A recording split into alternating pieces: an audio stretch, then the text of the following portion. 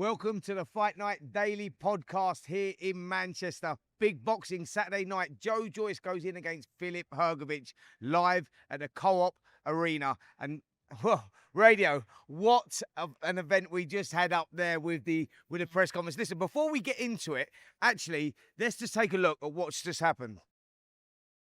You're a liar, bro. Last press conference, your manager said, yo, nothing's going on for Jeamie. The phone don't ring for Jeamie, and we know he ain't getting nothing. You know that's a lie. How about that? You know that's a lie. My manager never said that. Right there. He said it. He said Hey, it. dumb. Do you want me to pull him? It was even you that said it. It was even you that said it. Right, and you called my... We're going to fight. Be honest about this. We got to fight. Calling my agents when I was in Dubai. Bro, come on. Okay. Come on, let's keep it real. Let's be real about it. Hey, stop him. You're telling me I'm scared. Say your point, though. Okay, let him land. Don't cut me. Don't cut me. Shut up and talk, man. You shut up, bro. Talk. Let me get my... You're... You're... That's what I'm saying, Jeamie. Every time I'm involved in a fight, security come because they know I'm on smoke. Okay, with you, there's no security. I get busy anywhere. Go on. Now we can get busy. Bro, let's get busy. You're not on none of that, Jeamie, because as soon as I back up, security's gonna come. Bro. Outside, we can get busy, Jeamie. You're getting agitated because you know. It's fake stuff, man. Bro, after talkSPORT, you and your boys was waiting outside for me. I walked over to every single one of you. You lot was smiling at me. Because you lot are punks. Bro, you're punks. Coming out with your own scenario. You're punks. We never waited for you. You're punks. You lot was waiting by my car. I walked straight into the car and I'm there laughing. Like, who's gonna come and do something to me? Not one person did anything. This guy's a liar. You're punks. I've never met such a liar.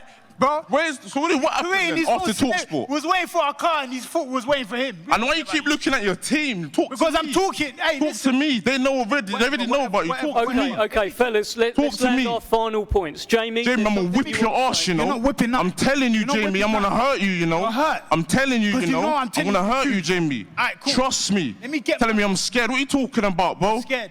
I'll beat up you and anyone around you. What are you talking about? On the same night. Don't talk like that. Trust me. I'm the truth, Jeamie. Trust me. I'm the truth. I'm the truth. We'll see. Trust me, Jeamie. I'm the truth, bro. We'll see. Trust me, bro. I really live it. Trust me, Jeamie.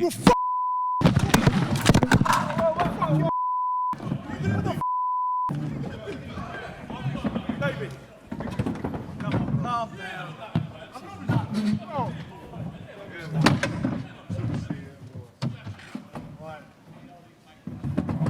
Bro, shut up.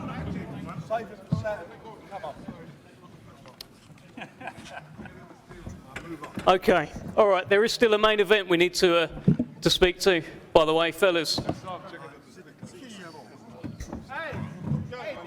your team to get back as well, because I'll back them up as well. Bro, back up who, bro? It's me and you in the ring. It's me and you in the ring. That's it. Talk to them, talk to me. Exactly. Talk to me. Me and you. Oh. Okay, all right. You're bad. You called me for 4 days saying I couldn't take the fight. I'm going to see you on Saturday. That's how you reacted because you know it's the truth. You didn't want to take the sofa. I got finished. You're not a liar. You're a liar. You called me how many times? I didn't call you. You called me how many times? What the fuck? You called me. Get off the stage, man. You're not wanted no more. You're not relevant. Get off the stage. Okay, Step with him. Content's over. The British Heavyweight Championship, ladies and gentlemen, will be on the line. That coveted Lord Lonsdale belt on Saturday night. Well, Radio, talk to me, mate. We need that little bit of spice, don't we? I was on the train on the way in, right? And I'm looking at the matchups like, okay, who do I want to talk to first? And I'm thinking, TKV, I think I want to talk to him. But while I'm online, everyone's like, this guy doesn't have much of a shot. He's not a great challenge for Adeleye. But I saw what happened at talkSPORT Studios. I said that this guy has some fire in his belly. He felt disrespected. And today, I should say, he is going to make a statement. He's not going to wait for Saturday night. And that's surefire what he's done. So chief support on Saturday night, obviously, is the British heavyweight title. And we've got Jeamie TKV and David Adeleye going for the vacant title. Boys, I've got to just tell you, like you've just seen there, we expected a little bit of that. Did we expect a little bit of that after the talkSPORT incident? I actually did. I thought it was going to kick off. They personally know each other. Right. You know, this is all a little bit of bragging rights and all that stuff. And the British title always brings out the best in fighters. But you can see what did you make of that? Is it real? I thought it was going to come from Adeleye. I thought it was going to be him coming across. I absolutely thought was real. And I thought it was so real that I was expecting something from him. He has been getting kind of stomped on the entire promotion. I don't think anybody's giving him a shot. It's a British title. That's very important. These guys want the Lonsdale. They want that respect. You heard the names that were mentioned who's held that title. And so it's almost like people are expecting Adeleye just to walk into this thing, and this is a bit of a coronation for him to get back to the top table, back in the top conversation. And TKV has not having any of it. So far, he's not won the best of the shouting matches. Today, he's invoked Derek Chisora. Not quite the biggest table toss I've seen, but it's up there. Listen, it's very much a coming-of-age fight for both of these guys. You know, it's the stepping stone onto that next level. And we've seen what the heavyweight landscape's like out there right now. And talking of heavyweights, let's go to the top of the bill. The main event on Saturday night, Joe Joyce versus Filip Hrgovic. Both guys coming off losses. Joe Joyce actually has lost 3 of his last 4. Filip Hrgovic obviously losing last June to Daniel Dubois. What do you make of the fight? I was looking forward to seeing Dillian Whyte's comeback. To be fair, I sat with him after the first press conference. I was really looking forward to what he was going to bring. And then once we find out that he's out, this is very reminiscent of a conversation that we had in Saudi. Oh, we've got to find an opponent. Well, who's it going to be? Probably somebody not as well known as Dillian. Maybe this is a good time for Joe Joyce to take another easier fight and get back into the mix. But no, he chooses a boogeyman for him, somebody that we all say maybe is a tougher fight in Filip Hrgovic. Absolutely. Listen, Filip Hrgovic was many considered the most dangerous heavyweight out there until obviously the loss to Daniel Dubois. But you've seen the way that Daniel Dubois has now gone on. You got to respect that. And now Filip has got that opportunity to come back, and he gets it against Joe Joyce. And you go, I actually think that is a harder fight than Dillian Whyte. Hrgovic is very dangerous, and it wasn't like it wasn't like Dubois just walked over him. It's one loss, and now he definitely has something to prove, and I believe he's a far more dangerous fighter than people are giving him credit for. The heavyweight division is so impacted that one loss makes it seem like you're not in the mix anymore. Filip is going to come here and he's going to say, you know what? You guys have written me off too early. Don't forget that I really did have a competitive fight with Dubois, and now I want back in the conversation. And for Joe Joyce, if it happens the way Filip is expecting, and again, he's been a bit dismissive today, I don't know what is next for Joyce. This is a do-or-die fight for him. He can't take another chinning. Listen, that's exactly where we're at. We've been talking about the heavyweights, Chiefs of all, and the main event, and we've also got another heavyweight starting off his professional career, former Olympian, a guy that I was with out in Paris, and many people saying this could be the next big thing in British heavyweight boxing, Delicious Orie. That is a big build-up, my friend. Can you back it up on Saturday night? Thank you very much for that introduction. It was nice. I'm very, very happy to be here.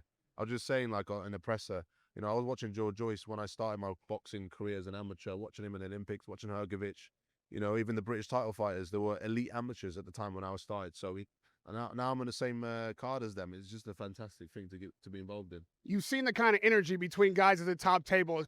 Tables getting chucked. You've seen that Filip is a bit dismissive of Joyce, all the things that Joyce have gone through. What kind of heavyweight do you want to be? What is the moniker that Delicious is going to bring to the sport?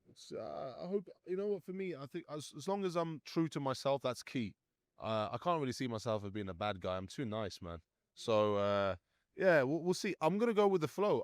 However I feel is how I'm going to be, you know, interacting with my opponents and speaking with them, because at the end of the day, I want to be as true to myself and the sport and to the people as I possibly can. Delicious. The heavyweight landscape right now, we've seen some great heavyweights that may be coming towards the end of their careers. You've got Deontay Wilder. Is he in? Is he out? Tyson Fury, you know, is he retired? Is he not retired? Anthony Joshua possibly at the end of his career, 1 or 2 fights left. But there's a new crop of heavyweights that are coming through. Exciting times. And those heavyweights are all coming from this side of the pond as well. Exciting times for you young fighters. I mean, what do you take from that? Do you know what? And this is why I feel like we should, you know, I don't think Anthony Joshua gets enough credit. As we all know, I'm a big fan of Anthony Joshua. In my opinion, I believe he was the reason why there's this new crop and this motivation behind heavyweight boxing, is because Anthony Joshua was able to really pave a path for all of us. And in my opinion, I really do think that he's really commercialized boxing and made it accessible to the casual fan. So I believe he deserves a little bit more credit than he's getting. Well, you know, Frank Warren is considered king of the heavyweights right now. You coming out of the Olympics, I'm sure every promoter had a call with you, wanted to talk to you, wanted to sign you. Why Frank? And what has he promised you that made you think that this is the direction your career should go? Like you were saying, Queensberry know how to build fighters, in particularly heavyweight boxers. They look what they've done with Daniel Dubois. Look what they're doing with Moses Atuma. I just believe that they know how to build fighters particularly heavyweights, and I just want to be part of that. I spoke with Frank. We had a little brief exchange there, and I genuinely did believe him. You know, he said, we're going to build you up. And I genuinely do believe he will build me up properly. Listen, does Frank give you that roadmap, let's say, for the next 12 months? Like, because you're one of the bigger names that have turned over from that Olympic cycle, actually, and you're turning over. I thought it was very unfortunate out there not to go through, and there were some bad decisions in the Olympics. But what is the roadmap over the next 12 months? How fast do you want to move? I mean, you tell us. Relatively fast. I'm 27 years old. I know with heavyweights, we would tend to mature a little bit later. But I have the experience behind me as an amateur. I know I need to earn my stripes as a professional, but I do believe that I can move at a pace where I'm not too slow, but at the same time, I'm not too fast. I have so much trust in my team. I have so much trust in Queensbury. I do think they will just move me on at the right time. You've mentioned you're a nice guy, and then you mentioned Anthony Joshua, who is the poster boy for British boxing. It's what brought me over. Yeah. It seems like, you know, British boxing could use another poster boy. Is this the way you want to present yourself? And are you sure that not making a guff like you saw today doesn't move your name along the charts faster? I don't really care about that. You know, Anthony Joshua got me into sport for a reason. The way he carried himself outside the ring and inside the ring is the way I want to be. It spoke out to me as an 18-year-old. You know, I knew who Mike Tyson was and the rest, but they didn't inspire me to get into the boxing ring. Anthony Joshua did. So if I can do a little bit of what he's done and carry that on, sort of like a passing of a torch, I would love to do that and be a part of that. Brilliant. Well, Delicious, listen, we're looking forward to you starting that journey on Saturday, mate. I've seen you down there. I've seen you in the gym actually sparring with Anthony Joshua. Seen that. Don't worry. And this kid can fight. So, yeah, looking forward to that journey, mate. Well done. Well done. Brilliant. Delicious. Brilliant. Well, listen, really looking forward to that one there. Listen, Jack. I'm just going to pull him in anyway because I'm going to have to do it. Another excellent talent that's on the bill, undefeated Jack Rafferty. Jack, how are you doing, my friend? Yeah, very good. Really excited to be here. Massive stat card, plenty of emotion showing up there, a lot of aggression, and I'm very grateful to be a part of it. There's a lot of suave going on up there as well, mate. I love it. I'm loving, like, there's a lot of bling, but I'm loving the look as well. I'm coming for Dev's job after this. That's what it is. I can see that, mate. You know, like, you don't normally get that now. You don't see guys that are dressing up that are just like hanging it. But yeah, you're looking good, my friend. Thank you, mate. Thank you. Anything to get out of shorts and t-shirt, there's no excuse for that. Absolutely. Listen, well, let's talk about the bling that you got there. WBC, International, the Commonwealth, the British. Obviously, you want to go bigger. You want the European. You want the world titles. What's the roadmap for you? I think it's Corey O'Regan first. Got to put forms on there and stay on this big stage. Then hopefully win the British outright, push on to bigger, better things. If that phone call rings, I'll be in the gym waiting for that phone call. Corey O'Regan is an undefeated fighter for people that may not know who he is. He's 16-0. He's only got the 3 KOs on there, but he's a tricky customer. And at this stage is a potential bump in the road. Oh, 100%. It's a tough fight. His record's quite deceiving. He's done a lot in the sport. Like I said, we've sparred. I know what he's about. He knows what I'm about. And I think it is going to be the fight of the night. Even with all that hardware, there are major heavyweights on the card. You see Delicious is debuting. How do you get attention on yourself? How do you steal the show come Saturday night? Jack Rafferty does that. The Demolition Man, when he comes out, the boxing, how I box, the crowd, what I bring, and the aura, what I give off when I'm boxing. That's what will bring, you know, the fight of the night. Listen, I want to just quickly say, right, so whilst you weren't here and we was in a little break, I'm sure it might have been your old man. I don't know if it was your old man, but he come over and said to me, Spence, I want to have a bet with you, but he didn't want me to actually pay out any money. He said, I bet $5,000, and if my son or if Jack Rafferty doesn't win a world title, I'll pay $5,000 to a charity of your choice. I went, well, I don't bet that. And he went, no, I don't want you to pay anything. So that's how confident he's in you. Am I right in saying that was your dad? Yeah, there definitely. You go. All right, perfect. Yeah, no, he's really looking forward to Saturday night as well, and he believes you're going to be a world champion, as do we, mate. I think you're doing a great job, and I'm looking forward to Saturday night. The Demolition Man. Honestly, check this guy out. Thank you very much. Brilliant. Thank you so much. Brilliant. What can I say? The guests are flowing thick and fast. Don't shake hands, my friend. Come in. Come in. What are you doing, mate? Do you want to, hold on. Yeah, that's what you want. That's what you want. How are you, Adam? I'm good, thank you. Yeah, brilliant, mate. How's things with you? What's going down? Talk to us. Oh my God, that's a really energetic question. Yeah, I know. He's an energetic man. I'm on a slightly different vibe. I'm trying to keep it calm. You're not a calm guy. Come on, man. You seem calm every time I've met you, but you're. I don't know where he's getting that from. Fighters, You had a coffee. I've had a few copies, mate. Have you had a few copies? You know me. I'm a caffeine man, aren't I? Oh my God. Are we doing it, Look, Sarah? Are we You've doing seen it, some of the biggest antics in the world being right next to David Hay for these type of things. What did you make of the antics we saw from TKV today? Not a lot, really. He's probably trying to. They're probably thinking that David's still a bit of an immature hothead, and they're probably thinking, let's get him to burn up some energy, wind him up to get him to burn up energy early in the fight. That's probably what they're thinking, if there was a strategy behind it. I think there might have been a strategy at the start, and then it got a little bit carried away, but it means nothing. And that's the one thing I've learned. It means nothing once the bell rings. Adam, how personal is that though? Like, so a lot of people will think that they're just marketing it, selling it, or whatever. But the guys know each other well. They go back, you know, they've sparred a lot. They go back to the amateur days and all that. But how real was that? How personal was that? No, they're too Because young. mates, right? They were, But they were listen, mates in the youth past. box, right? Yeah. I box, and I used to spar my best friends, Gary Yeah. Logan and Chris Oko. Sure. They were my best friends, and whenever we sparred, we tried to kill each other. Yeah. And I've that's done the how same with my brother. Right, you know. exactly. So Yeah. you know that's how it is. Yeah. Normally makes for good spars and makes for good fights. Yeah, but I mean, they were getting personal. They were up there, weren't they? They got over that. We had them in talkSPORT actually yesterday. I was there watching it, and it come out, and that's when it all first started kicking off a little bit. Yeah, I It think did start getting personal. Now it goes on, and we've seen it with like Hay and Jazora back in the day as well. And when it goes over the line, and there's a lot on the line, the emotions kick in, don't they? yeah, I wouldn't say that was over the line. Just say it was a bit. The energy spilled over a little bit. That's all. Yeah, Nothing listen, more than that. I thought it was good. I think that's needed more. Is it added pressure for Adeleye? I mean, he's coming off a first loss. Obviously, he's got a win since then, but this is the first time the spotlight's really on him. Now he's been called out at the press conference. Could that kind of mind game get into his head? And is there something in his head already that has a little bit of doubt? Well, two people would have to fail in their job for that to play out in a bad way. Him and me. Both of us would have to fail in our jobs for that emotion to play out on fight night.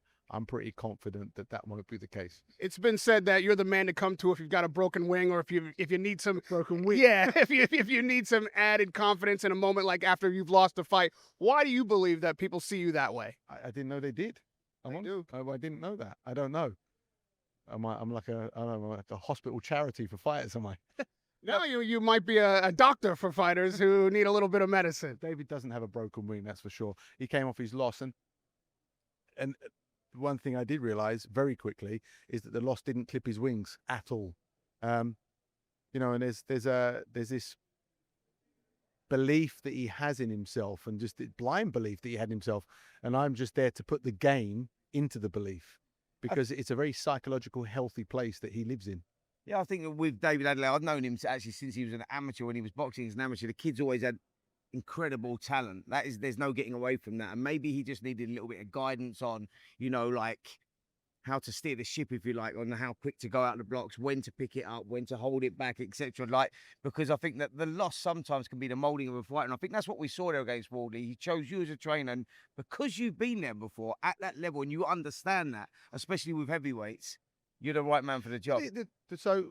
When he fought Fabio, and I saw that he was gassing really early in the fight, and his conditioning wasn't there, and he got put down. And there was this thing where he got back up, and he had nothing left in him, but he was still prepared to start swinging away and try and get rid of the fella. And you can't teach someone that. You can't give them that. And you know, the worst time is when you're tired and you're hurt. And when he was tired and hurt, he showed that he still had that about him. So now I work on his conditioning, his skill set, his understanding, his ring IQ, all these things, and he's becoming a very a fun student to work with. Yeah, I mean, you've been with him for some time now, and I'm sure we're going to see those little adjustments and those little added Adam Booth things in there as well, which will make him, he's a big threat to the heavyweight scene. There's no doubt about that. Not Adam Booth things, David Adeleye things. It's about him maximizing his potential, fulfilling his potential, understanding what he is and what he does, when to do certain things. And I'm enjoying working with him because it's playing out quite nicely. And I actually enjoy the fact that happened just now, because it just adds a little flavor to the job I'm going to do. We talked about Filip Hrgovic having lost once and then kind of being out of the conversation for a minute. The same has happened to David. Now that you've got him in your camp, how fast are you comfortable moving him along to get into that top tier of heavyweights and compete at the championship level? I only want to talk about Saturday.